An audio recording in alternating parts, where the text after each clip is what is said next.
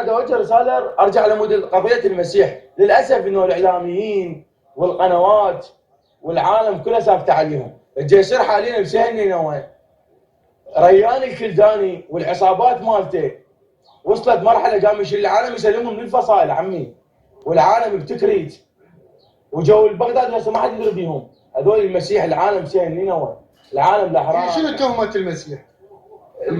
لا مو رابي، ريان الكلداني صعد باسمهم. انت تعرف طائفه المسيح هم جابهم على ايران، جابهم على الفصائل، فقالوا له طلع هاي العالم اللي جايبته عصابات. اهل المنطقه زين قالوا له احنا مستعدين نلزم سلاح واحنا نحمي نفسنا بدون راتب. ما يقبل. جامع له فصيل، جامع له فصيل رابطهم بالحشد ومخليهم بسهل وبين العالم. لا حد يقدر يحكي، لا حد يقدر يبيع عقار، لا حد يقدر يشتري، لا حد يقدر ياكل، لا حد يقدر يشرب. لازم شو يسوي؟ لازم استاذ ريان يوافق عليه، لازم استاذ ريان يخابر عليه. ماكو هيك وضعيه. يعني القنوات وين ليش ساكتين؟ المسيحيين ترى عالم مثقفين، عالم واعيين، عالم ابناء بلد. قاعدين هسه خوف انقز قاعدين مسنينه بس متحملين ويحبون هذا البلد وبعدهم قاعدين بهذا البلد. يا اخي ليش هيك؟ ليش يعني لا العرب ساكتين؟ خليني احكي كل الطوائف. وين الحكومه؟ الحكومه حايره. انا انخبل بشيء واحد. يا رئيس وزراء يجي من بعد 2003 لحد هذا اليوم، راي رئيس وزراء يجي يشكل يروح يكتب كردستان. يا اخي انت ليش تحسسني انه حسب دوله عظمى كردستان؟ ترى هي من ضمن البلد، هي من ضمن الخارطه، من ضمن الخارطه كردستان، من ضمن الخارطه يا اخي.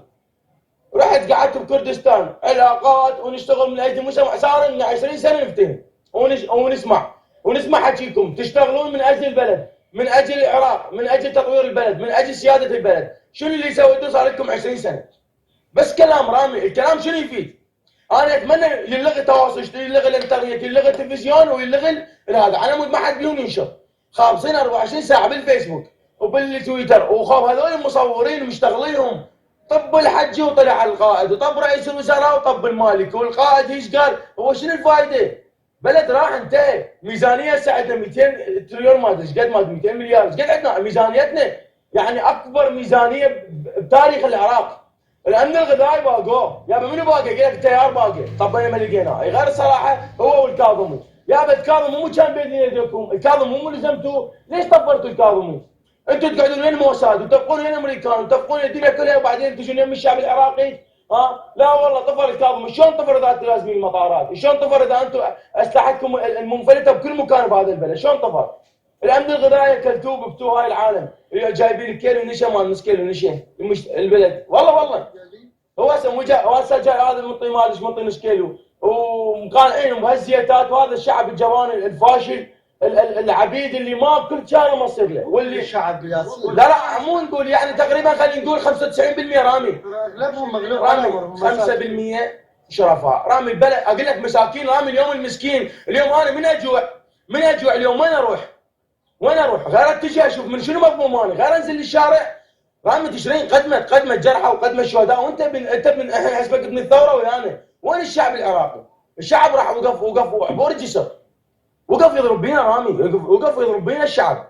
40 مليون عراقي وقف ورا الجسر، 40 مليون عراقي وقف. تشرين نزلت الشارع ما بيها مليونين. يا اخي خلي يجي واحد يواجهني، يا اخي اعطيني مليونين، ما بيها مليونين. وقف قدام تشرين يظل يقتل بيها ويضرب بيها هو اخوه من عمه.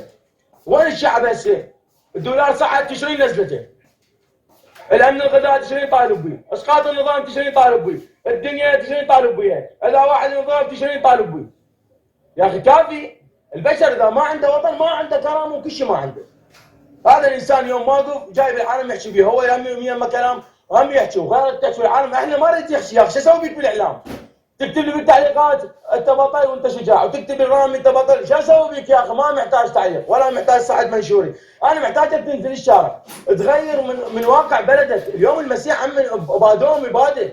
يعني البارحه انا احكي ويا استاذ فارس دانيال يقول ياسين يعني ليش العالم ساكته؟ لا قنوات، لا شفنا ناشطين، لا شفنا الدنيا كلها ساكته. وريان الكلداني عابر على ايران وراجع، ودخلت العصائب شالت 2 3 وطلعت، ودخل كتائب شالت 3 4 وطلع. كتوا العالم اللي طفر للشمال واللي لزموه. شوف واقع البلد وين. يعني اليوم انا ما اعرف يعني وين توصل بعد الشعب. عمي ترى البلد انتهى. هاي واحده. والثانيه اهل الانبار والبارحه انت واقف وياهم بالصوره. هاي الريان الكلداني وحق الله وكتبه ورسله، تدري شنو راسك افركه ابدا توصل. والله العظيم انا اتسال حتى عشان لغه رامي، هذول مو لغه حوار، يعني المسيحيه يغتصبوها، شاب مسيحي يغتصبوه، مخلينه شله مال سرسريه بالشوارع بسهل نينوى، يفترون يدعون بالحشد ويقتلون بالعالم، يهجرون بالعالم، يضربون بالعالم. المسيح الطائفه المسالمه، العالم الطيبين الانسانيين، ليش يجي يصير بيهم؟ والله شنو ايران داعمتك؟ ومن تكن ايران؟ ومن يكون القاده اللي تدعمك؟ هاي وحده. اثنين، ارجع للمقاومه.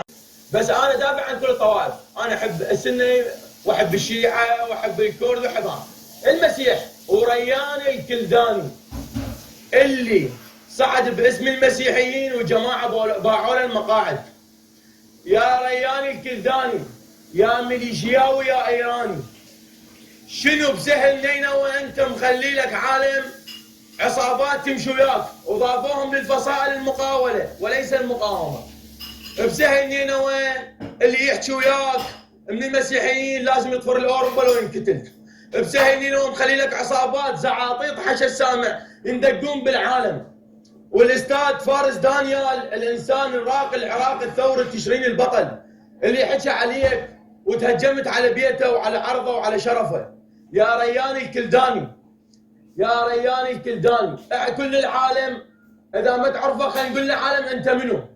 انت لا مصعدك المسيح ولا يعرفوك المسيح. طائفه المسيح عالم احرار وانقياء وانسانيين وابطال، انت صعدت باسمهم وانت انسان مجرم.